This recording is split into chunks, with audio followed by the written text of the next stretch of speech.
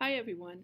In Module 4, we're going to continue to look at techniques that are useful when working with children, and we're going to start our discussion of working with adolescents. In preparing this module, I was a little disappointed with the dated nature of the Steiner text in regards to the stats and demographics that were presented regarding work with teens. So I decided that I would find more current information for us to supplement the theoretical components of the text. First, in Chapter 11 of the Brems text, she introduces us to the concept of storytelling as a therapeutic activity. Here I included a couple of quotes from the text just to highlight one of the strengths of storytelling in the counseling setting. Mainly, storytelling is a known activity for all of us. It's the way that we communicate our experiences. So to bring something that is widely accepted as a natural means of communication into the counseling room will serve to normalize that experience. Brems discussed several benefits of storytelling in our broader culture, and you can see a few of these here.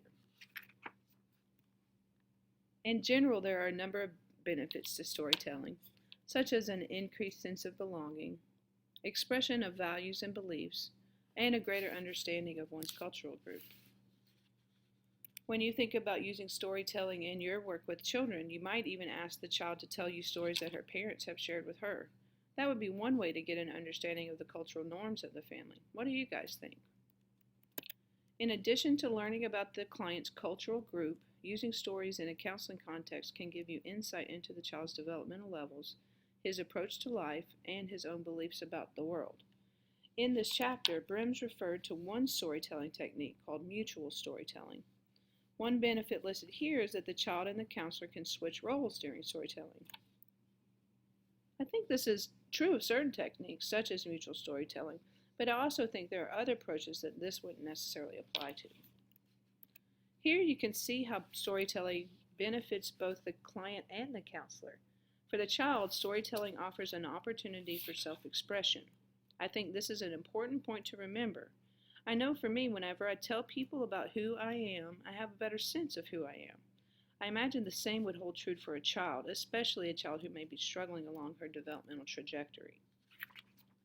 I mentioned earlier that storytelling is a non-threatening activity. In addition to that attractive quality, Brems included a number of other possible uses here. I'd like you to remember that the how of a child's storytelling is probably just as, if not more, important than the what of a story. In some ways, you could even think about stories in the same way you think about dreams with adult clients. There's latent content and manifest content. The manifest content is the content of the actual story the child is telling, while the latent content could be the underlying or unconscious content of the story. That is, what the child is working on through the telling of the story. As you use storytelling regularly as a therapeutic intervention, you may start to recognize certain themes that recur for the child. This will be important information for you to file in the back of your mind, as it will likely indicate where the child is spending her mental energy. Also, throughout the process of therapy, you'll notice differences in the stories told during different phases of the therapeutic relationship. First, early storytelling, according to Brems, will give you an uncensored look at the child's problem in the child's language. Second, during the middle phase of counseling, you'll notice differences in the how of storytelling. New characters may emerge as the child starts to entertain alternative solutions to problems and internalize changes being made in the therapeutic relationship. The child's themes may be consistent, even though you'll recognize the new learning that the child is internalizing. Third, as children make positive steps along their treatment plan, stories during the late phase of therapy might feel more spontaneous, include more characters, and include solutions and alternatives. Finally, Brems discussed the termination story. I think this is in keeping with the mutual storytelling model she describes. This termination story will include aspects of grief over the loss of the therapeutic relationship and aspects of joy over the child's accomplishments in the therapeutic relationship. Here, Brems discussed a few different variations to storytelling. I especially like the notion of drawing stories, as I think this might allow children to express themselves non-verbally. For some, verbal dialogue in and of itself could be threatening. Incorporating the opportunity to draw a story will be especially useful for those clients who are shy to talk. Next, Brems outlined the process of mutual storytelling.